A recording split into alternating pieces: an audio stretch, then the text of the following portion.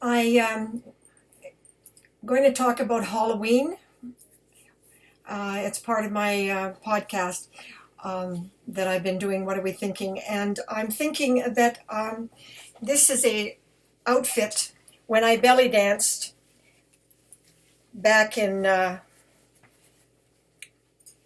Yes, well, can't see it all, but that's okay. I've done videos of me belly dancing. I might do another one tonight. It depends.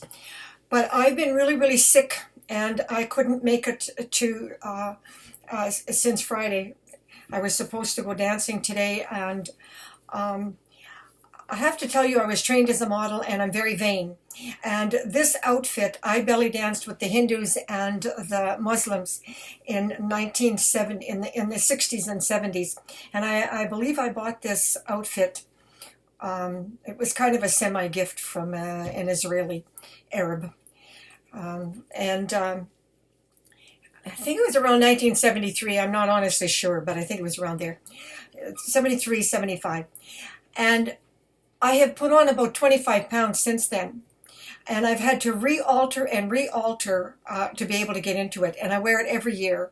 It's the only time I get to wear it, and it's absolutely gorgeous, and I love it. But what I want to talk about is, first of all, I went on a candy binge because Dan brought in a bunch of candies, and typical addict, if I see it, I got to eat it. And he's since hiding them now on me. But and I thought that's what made me so violently ill. And then I started to slowly look at what changes did I make to my diet. Because I can eat red pepper and chili and hot sauce up the yin-yang, and I never get an upset stomach. Even though I have allergies and chemical hypersensitivities, and I've got Parkinsonism, and I'm 78 years old, I can take 300 garlic pills a day, and I'm fine. Okay?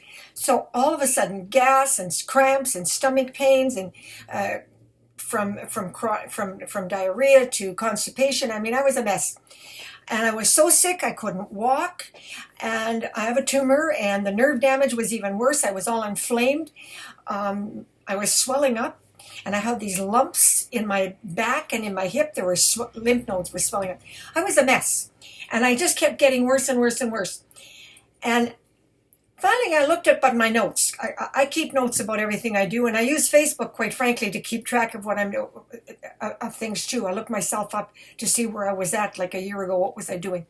Anyway, I watched Dr. Josh Axe, and boy, do I have a bone to pick with him. He said butter's really good, and so I went on the keto diet periodically. I couldn't follow it 100%, but anyway, I went on. I was not getting enough fat in my diet. That's a whole other story, and I'm not even sure yet why I eliminated fat from my diet, but mainly because I thought fat was carbs, and if I was eating sugar, it was the same thing. I didn't understand about oil. With all the research and diet research I did, I didn't know about that. And I am going to update my website to make that very clear, that there is a big difference. So anyway, I put coconut oil, and my leaky bowel syndrome was cured, and I was getting better, and I was starting to go dancing, and I was having a couple of really good nights. And all of a sudden, I just so slowly, and then, pow, went downhill in a shit handcart. So here's the thing. Butter. Butter has lactose. I'm lactose intolerant. Not only that, I go on Google, God bless Google. Do you know that butter is extremely hard to digest? It may have a lot of good stuff in it, but it's very hard to digest. If you want to get those nutrients, you can get them from plants and other things better than butter. So Dr. Josh Axe was recommending butter, and I just thought he was Mr. Wonderful. I shouldn't listen to these people, really. I shouldn't keep trying all these stupid diets. And a lot of people swear by it, and blah, blah, blah. Anyway, that was number one, butter. It really affected my digestive system, so that now my digestion is damaged, as if I was poisoned.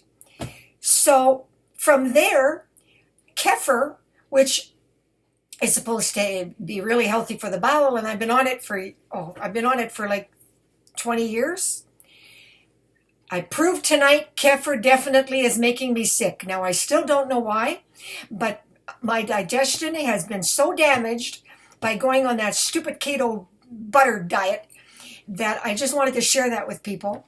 And yes, candy binging is not a good idea. I did that too. I'm lucky I didn't go into some kind of hypoglycemic attack. It's just a miracle I didn't, because believe me, I was eating it by the truckload, because he was buying it by the truckload. And if and I don't eat during the day much, but 3 o'clock in the morning I get cravings, worse than somebody pregnant. And I go into the fridge, and if he's got chocolates and all sorts of things, and then I start to binge. So anyway, I'm just like a big kid, right? So I just wanted to share that with people. Be careful when changing your diet, because when you put one new thing into you, yeah, that's good to do that, because for years all I could eat was potatoes and sour cream, because I had metabolic breakdown, and I've got that on my website already. But now I've got a new metabolic breakdown caused by butter, the keto diet. Now, coconut oil didn't do me any harm at all. I was fine on coconut oil. And I added that, and I'm cooking with that. And I've never had a problem with olive oil. But butter really messed me up big time. And now I can't eat kefir anymore. But I'm okay with yogurt. I have organic yogurt, and I'm okay with that. And it has some fat in it, and it doesn't bother me. I'm okay. So anyway, just wanted to share that with everybody. I didn't get to go to the dance today. I didn't get to go out, but I did want to post my favorite. And if I hadn't been so vain, my belly's not perfect anymore. Yeah, 78. Can you imagine being that vain that I go on these stupid diets? I mean, there's nothing wrong with this the way it is, looking good. Anyway, that's what vanity gets you. I was better off at 140 pounds, because frankly, I'm back up to 140, and I'm sick. Okay, happy Halloween, everybody, over and out, and just wanted to share that with you. Be careful what you eat. And careful if you change your diet, because I was on a perfect diet. It was stupid for me to try something new. Love yous all. Bye, everybody.